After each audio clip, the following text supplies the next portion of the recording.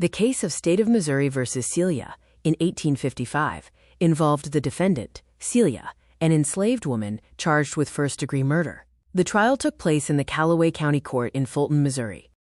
We now examine the factual background of the State of Missouri versus Cela case from 1855.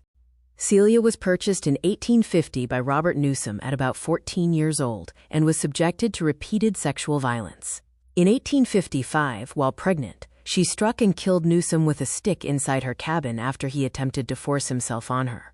She then burned his body in fear. Celia was arrested and charged with first-degree murder after confessing under pressure. The central legal question was whether an enslaved woman had the right to self-defense against sexual assault.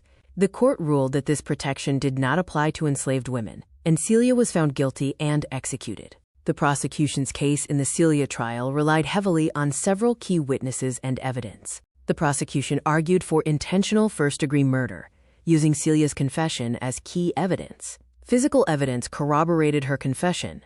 Crucially, the court ruled that self-defense was not applicable to enslaved people. Newsom's neighbor Jones was the first to investigate his disappearance. He testified about suspicious ashes in the fireplace, helping to establish the timeline of events. Sheriff Martin testified about Celia's interrogation, including her confession to killing Newsom. His account of the confession and the physical evidence supported the prosecution's argument for intentional murder. Celia's confession, detailing the events of Newsom's death, was key evidence for the prosecution.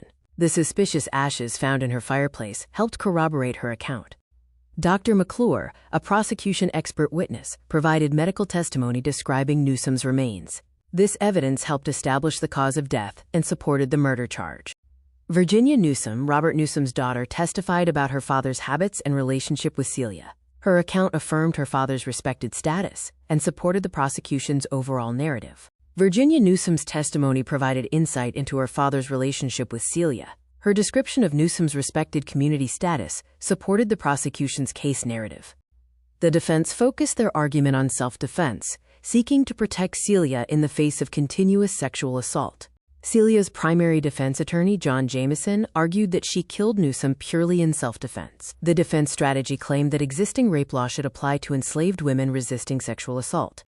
Defense attorneys John Jameson and William Hall argued Celia killed Newsom in self-defense.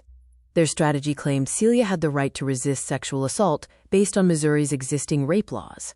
Jameson argued for applying rape laws to Celia, claiming self-defense for all women, regardless of color. This argument was a direct challenge to the existing slave law, focusing on Celia resisting continuous sexual assault. As Celia's primary defense attorney, John Jameson challenged Missouri slave law. He argued that existing rape law should protect Celia, focusing his defense strategy on her resistance to sexual assault. George, an enslaved man on the property, testified about Newsom's unwanted nightly visits to Celia's cabin. His testimony supported the self-defense argument by affirming Celia feared further sexual assault. Dr. Powell, the defense's medical expert, confirmed Celia was pregnant and physically vulnerable. His testimony supported the self-defense argument that Celia acted to protect herself and her unborn child. Mary Newsom's testimony was crucial, as she confirmed Celia had asked the family to stop Newsom's advances. This evidence showed Celia had exhausted nonviolent options, supporting the defense's self-defense argument. The defense argued Celia killed Newsom in self-defense, asserting her right to resist sexual assault. Their strategy relied on existing Missouri self-defense laws, arguing for legal protection against continued abuse. The judge's instructions were crucial. He ruled that Missouri's self-defense protections did not apply to enslaved people. The court found Celia had no legal right to resist her enslaver's assault, instructing the jury to disregard the self-defense claim. In October 1855, the jury found Celia guilty of first-degree murder, disregarding the self-defense arguments. The verdict denied legal protection for enslaved women. The trial attracted significant public attention, highlighting the contradiction in slave law. While many viewed the verdict as upholding the slave system, abolitionists used the case to protest the lack of rights. Celia was executed by hanging in December 1855, following her conviction for first-degree murder. The case remains a significant example of legal injustice and the denial of rights to enslaved people.